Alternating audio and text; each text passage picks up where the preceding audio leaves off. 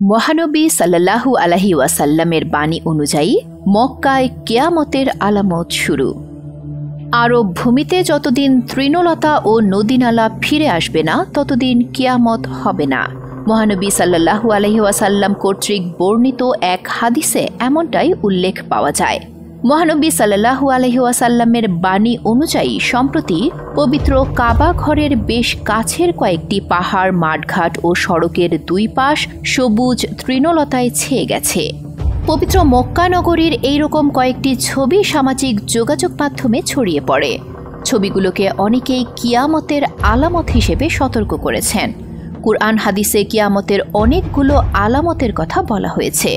এর মধ্যে ছোট আলামতের সংখ্যা ৩০টির কাছাকাছি এবং বড় আলামতের কথা এসেছে অন্তত ১০টি।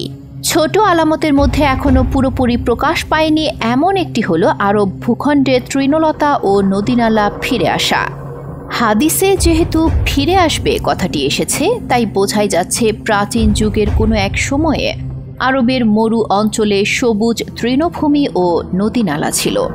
আরব ভূমিতে তৃণলতা ও নদীনালা স্বাভাবিক হয়ে যাবে যেমনটি এক সময় ছিল, কিন্তু সেই সময় এখনও আসেনি। তবে তা যে খুব শিগগিরই আসতে চলেছে আরব বিশ্বের সাম্প্রতিক আবহাওয়া ও জলবায়ু তারই ইঙ্গিত করছে। গবেষণায় দেখা গেছে আরবে দিনে দিনে শীত বাড়ছে, হচ্ছে তুষারপাতও, বৃষ্টির পরিমাণও বাড়ছে। এইসব বিষয় আরবের মরুভূমিতে প্রাণের সঞ্চার করছে।